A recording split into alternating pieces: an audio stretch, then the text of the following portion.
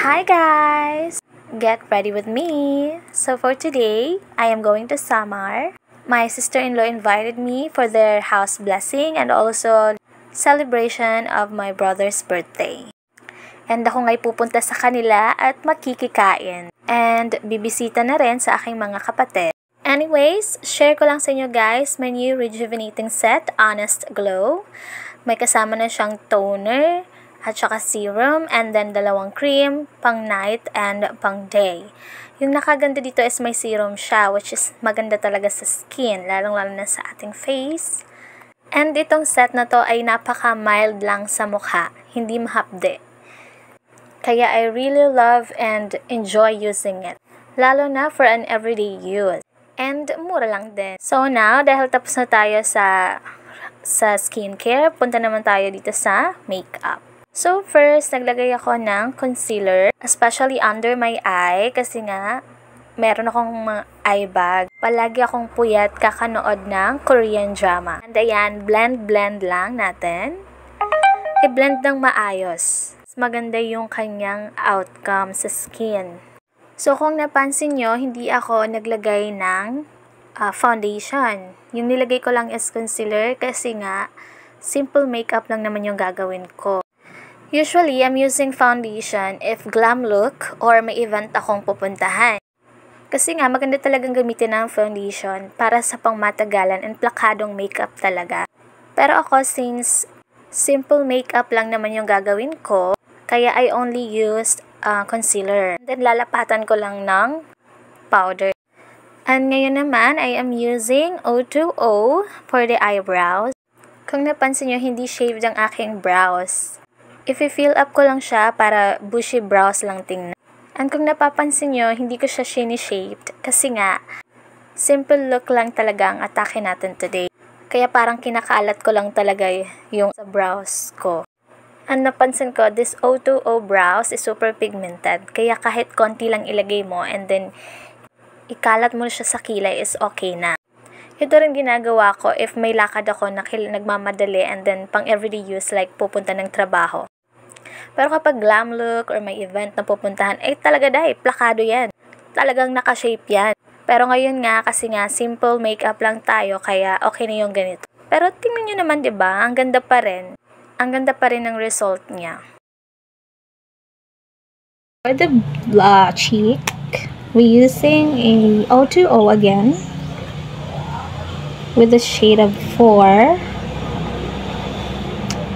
for our blush and for the eyeshadow. Just look at that.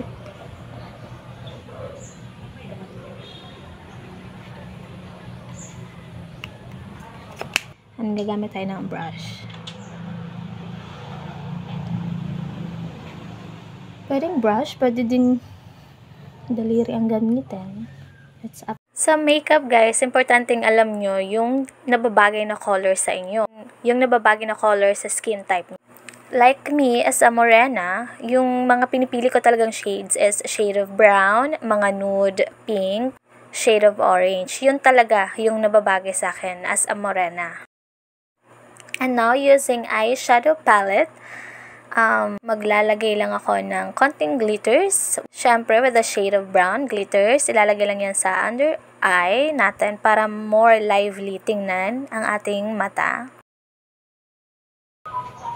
Pansin nyo, diba? This highlighter. Gusto ko lang. And ayun nga, highlighter lang din yung nilagay ko sa aking eyeshadow. Highlighters gives a glowy look, kaya pwede nyo siyang gamitin as your eyeshadow. Actually, pampatong doon sa inyong first eyeshadow na nilagay. And then, yun na rin yung nilalagay ko sa gilid ng aking mata para more glowing and glitterized look. And next for setting, nilagay ako ng setting powder para mas ma-achieve ko yung makinis look and para hindi kaba-kaba yung makeup. Next naman is sa aking eyelash. So, today hindi ako gagamit ng eyelash extension. Gagamitin ko lang today is mascara. And kasi nga tinatamad na rin akong maglagay anong oras na. Kaya mascara lang muna for today. Ayan, pati sa ilalim. Ngayon naman, naglalagay na ako ng highlighter sa aking cheek para sa more glowy and glitterized look, pati na rin sa may taas at baba ng ilong. And now I will use this lipstick from O2O again, and it's shade of brown. Apply lang natin sa lips, up and down. I-fill up lang natin ng mabuti sa may bandang taas. Actually, mas maganda kung gagamit ng lip liner. Yan. The final look. Kung mapapansin nyo yung look ko today is shade orange. Diba, guys? Look.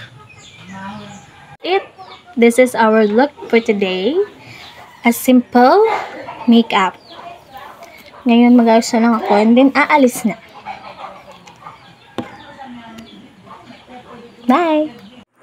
Fast forward, nandito na ako sa dikit, naghihintay na ako ng bus. Inabot na nga ako ng tanghali.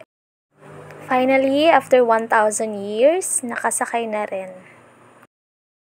Ayan, I'm here na nga. Ina-assemble na ang videoke. And meron na rin ibang mga bisita. At ito na nga ang kanilang new house. At ako naman ay lumafang na at ginugutom na kasi ako. Pagkatapos kumain, inuman na with matching karaoke. Happy birthday pala sa aking kapatid na baboy. And finally, na-meet ko na si Callie. Napaka-amo and napakakulit na doggy. Ayun lang guys. Thank you for watching.